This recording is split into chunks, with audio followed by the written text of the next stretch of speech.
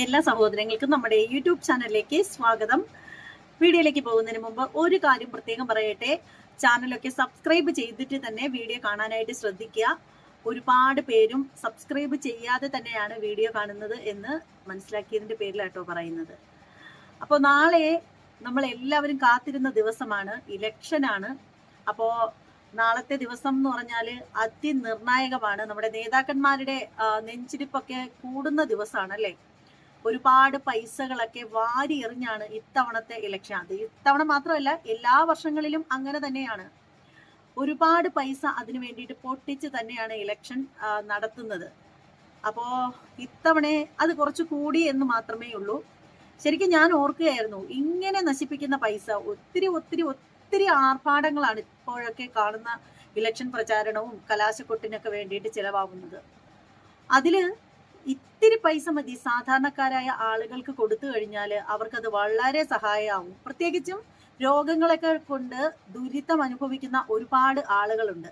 അപ്പൊ അത്തരക്കാർക്ക് കൊടുക്കുകയാണെങ്കിൽ ഉണ്ടല്ലോ, വളരെ വളരെ നല്ല ഒരു കാര്യമായിരിക്കും എന്നേ എനിക്ക് പറയാനുള്ളൂ. അത് ഏത് പാർട്ടി ആണെങ്കിലും ശരി തന്നെയാണ്. ഇപ്പോ കോൺഗ്രസ് ആവട്ടെ, കമ്മ്യൂണിസ്റ്റ് ആവട്ടെ, BJP ആവട്ടെ, മറ്റ് ഏത് പാർട്ടി തന്നെ ആയാലും സാധുക്കളായിട്ടുള്ള ആളുകളെ ഹെൽപ്പ് ചെയ്യുകയാണെങ്കിൽ ഈ കലാശക്കെട്ടൊന്നും നടത്തേണ്ടതിന്റെ യാതൊരു ആവശ്യവുമില്ല അല്ലേ. ഇപ്പോ ലക്ഷക്കണക്കിന് രൂപ ചെലവഴിച്ച് ഇതുപോലെയുള്ള പ്രഹസനങ്ങളൊക്കെ നടത്തുമ്പോൾ, ഇപ്പൊ കലാശക്കൊട്ടതിനെ പറ്റിയൊക്കെ നമ്മൾ പറയുമ്പോൾ കുറച്ചധികം ആളുകൾ വന്ന് നമ്മളെ തെറി വിളിക്കാനായിട്ട് വരും. അപ്പോൾ അങ്ങനെ തെറി വിളിച്ചാലും വേണ്ടില്ല, നിങ്ങൾ ആദ്യം ഒന്ന് ചിന്തിക്കൂ. നിങ്ങൾ ഇതിനു വേണ്ടിയിട്ട് ഒത്തിരി ഒത്തിരി ഒത്തിരി പൈസ ഇങ്ങനെ പൊട്ടിക്കുമ്പോൾ നിങ്ങളൊന്ന് ഓർക്കേണ്ടത്, കഷ്ടപ്പെടുന്ന ഏതെങ്കിലും മനുഷ്യർക്ക് ക്യാൻസർ സെന്ററിലൊക്കെ വേദന തിന്ന് തിന്ന് തിന്ന് കിടക്കുന്ന ഒരുപാട് പേഷ്യന്റ് ഉണ്ട്. ഗവൺമെന്റിന്റെ ചികിത്സയിലാണ് എന്ന് പറയുമ്പോഴും പല ആവശ്യങ്ങൾക്കും വേണ്ടിയിട്ട് അവർക്ക് കാശ് തികയാതെ വരുന്ന സാഹചര്യങ്ങളൊക്കെ ഉണ്ടാകാറുണ്ട്. അപ്പോൾ അത്തരത്തിലുള്ള ആളുകൾക്ക്, അല്ലെങ്കിൽ ഡയാലിസിസ് ഒക്കെ പോലുള്ള കാര്യങ്ങൾ ചെയ്യുന്ന പേഷ്യൻസിനൊക്കെ നിങ്ങൾ കുറച്ച് പൈസ കൊണ്ട് കൊടുക്കൂ. വേണമെങ്കിൽ എടുത്ത് നിങ്ങൾ വീഡിയോ ആക്കിയിട്ട് സോഷ്യൽ മീഡിയയിൽ കൊണ്ടുവന്നിട്ടോളൂ, എന്നാലും വേണ്ടില്ല. ആ പാവങ്ങൾക്ക് അതൊരു ആശ്വാസമാവൂലേ.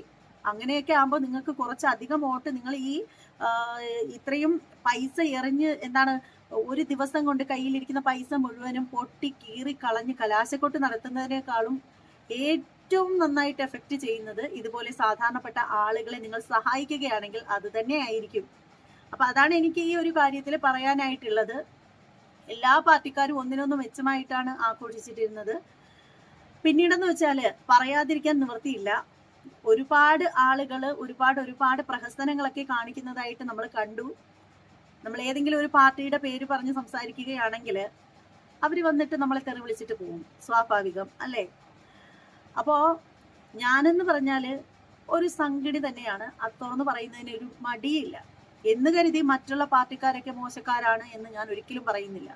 ഇപ്പോ കമ്മ്യൂണിസ്റ്റ് ഭരണമായാൽ പോലും ശരിക്കും നമ്മുടെ ബഹുമാന്യനായ മുഖ്യമന്ത്രിയുടെ, അതായത് നമ്മുടെ പിണറായി വിജയൻ സർക്കാരിന്റെ ആ ഒരു അദ്ദേഹത്തിന്റെ ധാർഷ്ട്യവും അദ്ദേഹത്തിന്റെ ആ ഒരു ഭരണത്തോട് എനിക്ക് തീരെ താല്പര്യമില്ല എന്നുള്ളത് എടുത്തു പറയത്തക്ക ഒരു കാര്യമാണ്. എന്നാൽ പോലും കമ്മ്യൂണിസ്റ്റ് എന്ന് പറയുന്ന ആ ഒരു പാർട്ടിയോട് ഒരു പിണക്കവും ഇല്ല. അതായത് ഇതിനു മുമ്പ് വന്ന ഒരുപാട് നേതാക്കന്മാരെ നമ്മൾ കണ്ടതാണ്.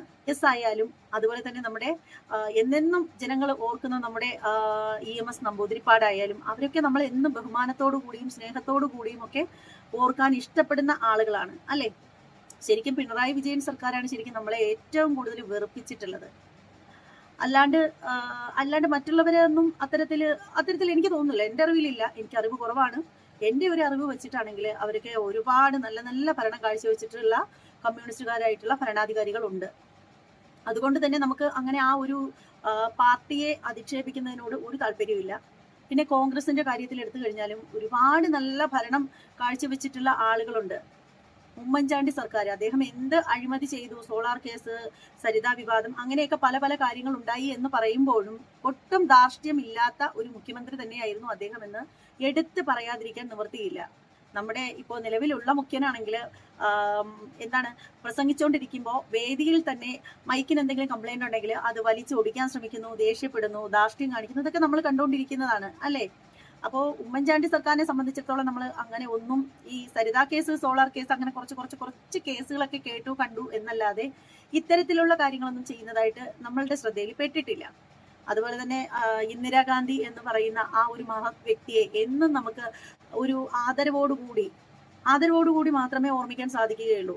ശരിക്കും ഞാനൊന്നും അവരുടെ ഭരണകാലഘട്ടത്തിൽ ജീവിച്ചിട്ട് കൂടിയില്ല. പക്ഷെ എൻ്റെ അമ്മയും അമ്മൂമ്മമാരൊക്കെ പറയുന്നത് കേട്ടിട്ടുണ്ട്. അന്നത്തെ കാലഘട്ടത്തില് ശരിക്കും ഭക്ഷണത്തിനൊക്കെ ഒരുപാട് ബുദ്ധിമുട്ടുന്ന ആ ഒരു കാലമായിരുന്നു. അന്നൊക്കെ റേഷൻ കടകളിൽ നിന്നൊക്കെ ആയിട്ട് ഇറുങ്ങുന്നോ അങ്ങനെയൊക്കെ പറയുന്ന സംഭവങ്ങളൊക്കെ ധാരാളം കൊടുക്കാറുണ്ടായിരുന്നു. അന്നൊക്കെ അരിയും പഞ്ചസാരയും ഒക്കെ ഒത്തിരി കൊടുക്കുമായിരുന്നു എന്നൊക്കെ പറഞ്ഞിട്ട് ഇന്ദിരാഗാന്ധി എന്ന് പറയുന്ന ആ ഒരു പുണ്യാത്മാവിനെ പറ്റിയിട്ട് എപ്പോഴും നല്ല കാര്യങ്ങൾ മാത്രമാണ് പറഞ്ഞു തന്നിട്ടുള്ളത്.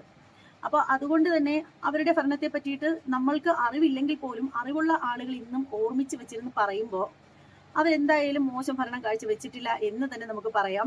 മാത്രമല്ല എന്നെന്നും ഓർക്കാനുള്ള, അഭിമാനത്തോടു കൂടി മാത്രം ഓർക്കാനുള്ള ഒരു പേര് തന്നെയാണ് ഇന്ദിരാഗാന്ധി എന്ന് പറയുന്ന ആ ഒരു പേര്. എന്നും നമുക്ക് വളരെയധികം ആദരവോടുകൂടി മാത്രമേ ആ ഒരു പരേതാത്മാവിനെ കുറിച്ചിട്ട് ഓർക്കാൻ സാധിക്കുകയുള്ളൂ. ഇതാണ് എനിക്ക് നമ്മുടെ ഇന്ദിരാഗാന്ധി അമ്മയെ കുറിച്ചിട്ട് പറയാനായിട്ടുള്ളത്. പിന്നീടുള്ള ഒരു കാര്യം എന്ന് പറഞ്ഞാല് BJPയുടെ ഭരണത്തെ കുറിച്ച് പറയുകയാണെങ്കിൽ നമ്മുടെ പ്രധാനമന്ത്രി മോദിജിയെ കുറിച്ചിട്ട് എനിക്ക് വളരെ നല്ല അഭിപ്രായം മാത്രമാണുള്ളത്. പക്ഷേ അദ്ദേഹം ഗുജറാത്തില് മുഖ്യമന്ത്രിയായിരുന്ന സമയത്തൊക്കെ ചില പ്രശ്നങ്ങളും കാര്യങ്ങളും ഒക്കെ ഉണ്ടായിട്ടുണ്ട്. ആ ഒരു ഗുജറാത്ത് ആ ഒരു കലാപം സംഭവങ്ങളൊക്കെ ഉണ്ടായിട്ടുണ്ട്. അതിലൊന്നും നമ്മൾ ഒരിക്കലും അതൊക്കെ ശരിയാണ് എന്ന് പറയുന്നില്ല. കാരണം എന്താന്ന് വെച്ചാല് അതിനെക്കുറിച്ച് ഒരിക്കലും നമുക്ക് പേടിയോടുകൂടിയും വേദനയോടുകൂടിയായിട്ടല്ലാതെ ഓർമ്മിക്കാനായിട്ട് ഒരിക്കലും സാധിക്കുകയില്ല. ഒരു ഭരണാധികാരി എന്നുള്ള നിലയ്ക്ക് ഇത്തരത്തിലുള്ള വലിയൊരു അപകടം ഉണ്ടാകുമ്പോൾ അദ്ദേഹം മൗനം ഭജിച്ചിരുന്നു എന്ന് പറയപ്പെടുന്നത് ഒരുപാട് കേട്ടിട്ടുണ്ട്. അങ്ങനെ ചെയ്തിട്ടുണ്ടെങ്കിൽ അത് തെറ്റ് തന്നെയാണ്. അപ്പോഴും പറയേണ്ട ഒരു കാര്യം എന്ന് പറഞ്ഞാൽ ഈ ഒരു വിഷയത്തെ കുറിച്ചിട്ട് ഇപ്പോൾ ഇന്ന് ചർച്ച ചെയ്യേണ്ട കാര്യമേ ഇല്ല.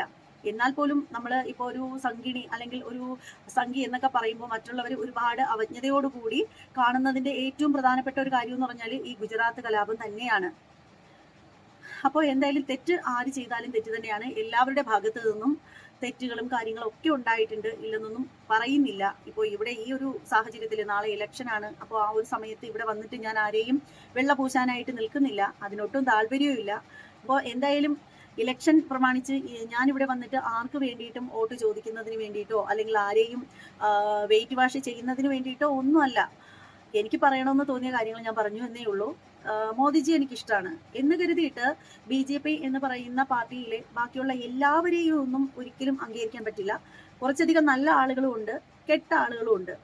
പ്രത്യേകിച്ച് നമ്മുടെ ശശികല ടീച്ചറെ പോലുള്ള ആളുകളെ ഒന്നും ഒരിക്കലും അംഗീകരിക്കാൻ പറ്റില്ല. എല്ലാവരിലും വർഗീയത മാത്രം കാണുന്ന അവരെയൊക്കെ എങ്ങനെ അംഗീകരിക്കാൻ പറ്റും? അവർക്കൊക്കെ ശരിക്കും മതം, വർഗീയത ഇതൊക്കെ തലയ്ക്ക് പിടിച്ച് വട്ടായി നടക്കുന്ന ആളുകളാണ്. പക്ഷെ നമ്മളെയൊക്കെ സംബന്ധിച്ചിടത്തോളം അങ്ങനെയൊന്നുമില്ല. നമുക്ക് ഇഷ്ടപ്പെട്ട ഒരു പാർട്ടി, അത്രയേ ഉള്ളൂ. അപ്പോൾ മോദിജി എന്ന് പറയുന്ന ഭരണാധികാരിയെ എനിക്കിഷ്ടമാണ് എന്നല്ലാതെ അതിനപ്പുറത്തേക്കൊന്നുമല്ല. നമ്മൾ കഷ്ടപ്പെട്ടാൽ മാത്രമേ നമുക്ക് അന്നം കഴിക്കാൻ പറ്റത്തുള്ളൂ. അല്ലാണ്ട് ഇപ്പോ നമ്മൾ മറ്റുള്ള ഏത് പാർട്ടിക്കാർക്ക് വേണ്ടിയിട്ട് സ്തുതി പാടിക്കൊണ്ടിരുന്നാലും അവർക്ക് വേണ്ടിയിട്ട് നിരന്തരം അവർക്ക് വോട്ട് കൊടുക്കണേ, ഇവർക്ക് കൊടുക്കണേ എന്ന് പറഞ്ഞിട്ട് നമ്മളിങ്ങനെ യാചിച്ചുകൊണ്ടിരുന്നിട്ടൊന്നും ഒരു കാര്യമില്ല. നമ്മൾ കഷ്ടപ്പെടൂ, നമുക്ക് അന്നം കഴിക്കാം. നമുക്ക് കഷ്ടപ്പെടാൻ വയ്യേ, അവിടെ ഇരിക്കാം, അത്രേ ഉള്ളൂ. അപ്പോൾ എന്തായാലും ഈ ഒരു വൈകിയ വേളയിൽ എനിക്ക് എല്ലാവരോടും പറയാനുള്ളത്, നിങ്ങൾ വ്യക്തിപരമായിട്ട് വോട്ട് കൊടുക്കുക. പാർട്ടി നോക്കാണ്ട് നന്നായിട്ട് നമ്മുടെ രാജ്യത്തെ നയിക്കാൻ കഴിയുന്ന അല്ലെങ്കിൽ നമുക്ക് നല്ലൊരു നേതാവാകും എന്ന് ഉറപ്പുള്ള ആളുകൾക്ക് നിങ്ങൾ വോട്ട് കൊടുക്കാനായിട്ട് ശ്രദ്ധിക്കുക. അത്രേ എനിക്ക് പറയാനായിട്ടുള്ളൂ. പിന്നീട് എപ്പോഴും ഓർക്കേണ്ട ഒരു കാര്യം എന്ന് വെച്ചാൽ നമ്മുടെ കൈകൾ മാത്രമേ നമ്മുടെ തലയിൽ വെക്കാൻ സാധിക്കുകയുള്ളൂ. അല്ലാണ്ട് നമുക്ക് ഇങ്ങനെ ഒന്ന് കൈ തലയിൽ വെക്കണം എന്ന് തോന്നുന്ന സമയത്ത് മറ്റാരും കൊണ്ടുവന്ന് നമ്മുടെ തലയിൽ കൈ കൊണ്ട് വെക്കത്തില്ല. അത് എല്ലാവരും ഓർക്കുക. അപ്പോൾ ഈ ഒരു പാർട്ടിയുടെയൊക്കെ പേരിൽ തമ്മിൽ തല്ലുകയും വഴക്കുണ്ടാക്കുകയും ഒന്നും ചെയ്യാതിരിക്കുക എന്നാണ് ഞാൻ പറഞ്ഞത്. നമ്മൾ കഷ്ടപ്പെട്ടാലേ നമുക്ക് കൊള്ളാം, അത്രേ ഉള്ളൂ. അപ്പോൾ എന്തായാലും വീഡിയോയെ കുറിച്ചിട്ടുള്ള എല്ലാവരുടെയും അഭിപ്രായം എന്താണെന്ന് വെച്ചാൽ കമന്റ് ബോക്സിൽ രേഖപ്പെടുത്തുക. മറ്റൊരു വീഡിയോ ആയിട്ട് വീണ്ടും കാണാം. അതുവരെ എല്ലാവർക്കും